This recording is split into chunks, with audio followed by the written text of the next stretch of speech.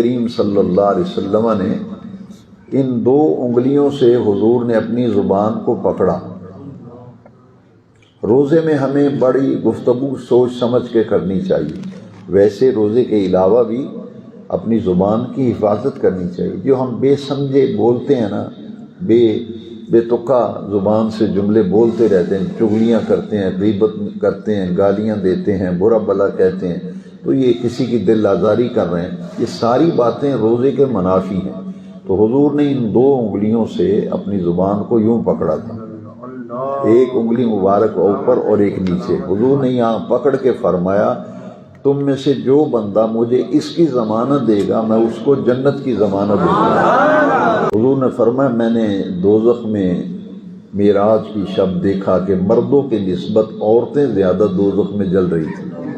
تو صحابہ کرام نے پوچھا حضور عورتیں دوزخ میں آپ نے زیادہ دیکھی عذاب کے اندر مبتلا، تو اس کی وجہ کیا ہے؟ وہ کون سا ایسا عمل، کون سا ایسا گناہ ہے کہ جس کی بدولت وہ جہنم میں آپ نے دیکھا کہ عورتوں کی تعداد مردوں کی نسبت زیادہ ہے؟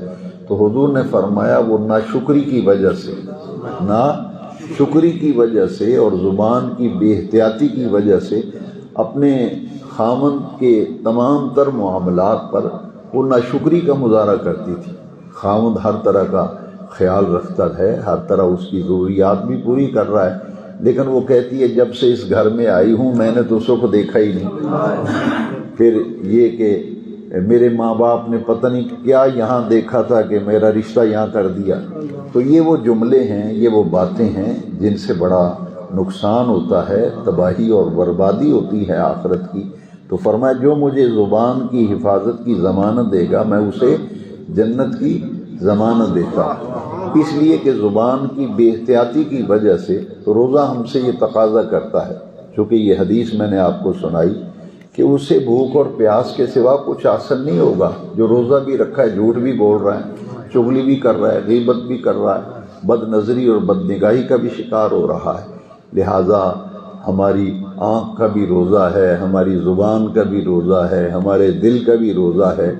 عام آدمی کے لیے اتنا کافی ہے کہ وہ حرام سے بچے، وہ حرام سے بچے، لیکن جو اللہ کے مقرب بندے ہوتے ہیں، جتنا اللہ کے قریب ہوتا ہے پھر وہ ان چیزوں سے بھی بچتا ہے جو چیزیں مکروہ ہیں۔ جو ناپسندیدہ چیز اسے مکروہ کہتے ہیں کہ شریعت اسے پسند نہیں کرتی، آدمی وہ کام کرتا ہے اسے کہتے ہیں مکروہ کام ہے۔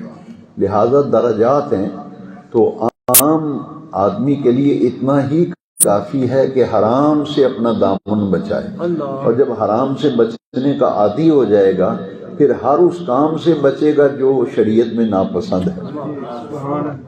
اپنی پسند اور ناپسند کو اللہ کی پسند اور ناپسند پہ قربان کرنا چاہیے۔ دیکھیے کتنی پیاری حدیث شریف ہے کہ زبان سے کسی کو تکلیف دینا کتنا بڑا جرم ہے، اور روزے کی حالت میں یہ کام کریں گے تو کتنا بڑا گناہ ہوگا۔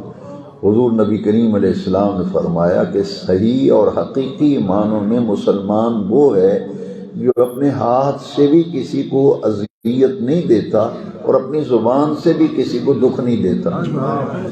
المسلم من سلم المسلمون من لسانہ و یدہ، ہاتھ سے بھی مسلمان کو تکلیف نہیں دیتا اور زبان سے بھی تکلیف نہیں دیتا۔ لہذا مسلمان ہونے کے کچھ تقاضے ہیں جو روزہ رکھنے کی بدولت ہمیں اعلیٰ درجے میں حاصل ہو جاتے ہیں۔